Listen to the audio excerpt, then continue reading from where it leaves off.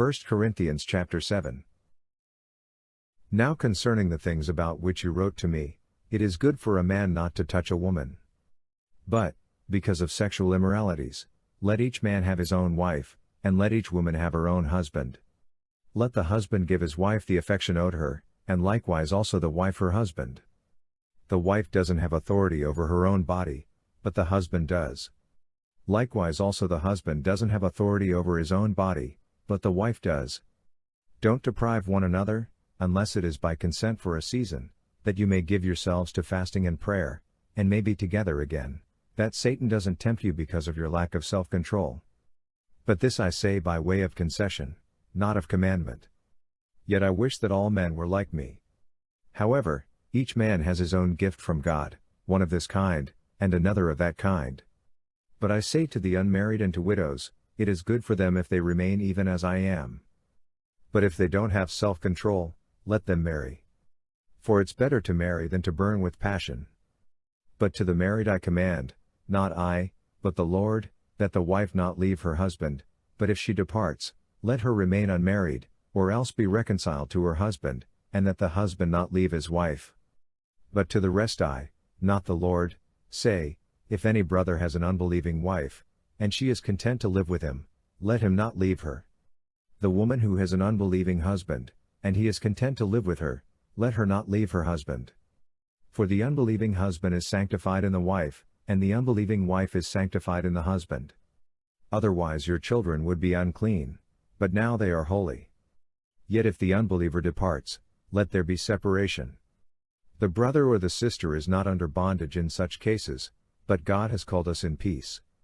For how do you know, wife, whether you will save your husband?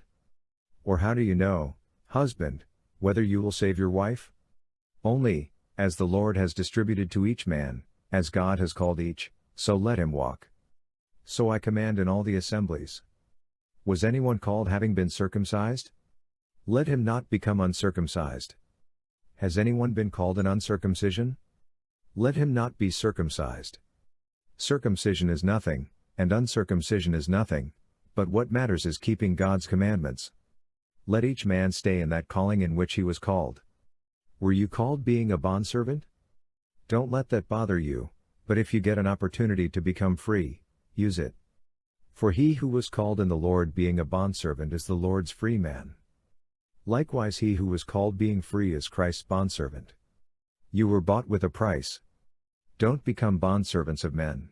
Brothers, let each man, in whatever condition he was called, stay in that condition with God. Now concerning virgins, I have no commandment from the Lord, but I give my judgment as one who has obtained mercy from the Lord to be trustworthy. Therefore I think that because of the distress that is on us, it's good for a man to remain as he is. Are you bound to a wife? Don't seek to be freed. Are you free from a wife? Don't seek a wife. But if you marry, you have not sinned. If a virgin marries, she has not sinned, yet such will have oppression in the flesh, and I want to spare you. But I say this, brothers, the time is short. From now on, both those who have wives may be as though they had none, and those who weep, as though they didn't weep, and those who rejoice, as though they didn't rejoice, and those who buy, as though they didn't possess, and those who use the world, as not using it to the fullest. For the mode of this world passes away.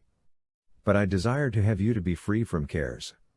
He who is unmarried is concerned for the things of the Lord, how he may please the Lord, but he who is married is concerned about the things of the world, how he may please his wife. There is also a difference between a wife and a virgin. The unmarried woman cares about the things of the Lord, that she may be holy both in body and in spirit. But she who is married cares about the things of the world, how she may please her husband. This I say for your own benefit, not that I may ensnare you, but for that which is appropriate, and that you may attend to the Lord without distraction. But if any man thinks that he is behaving inappropriately toward his virgin, if she is past the flower of her age, and if need so requires, let him do what he desires. He doesn't sin. Let them marry. But he who stands steadfast in his heart, having no urgency, but has power over his own will, and has determined in his own heart to keep his own virgin, does well. So then both he who gives his own virgin in marriage does well, and he who doesn't give her in marriage does better. A wife is bound by law for as long as her husband lives, but if the husband is dead, she is free to be married to whomever she desires, only in the Lord. But she is happier if she stays as she is, in my judgment, and I think that I also have God's Spirit.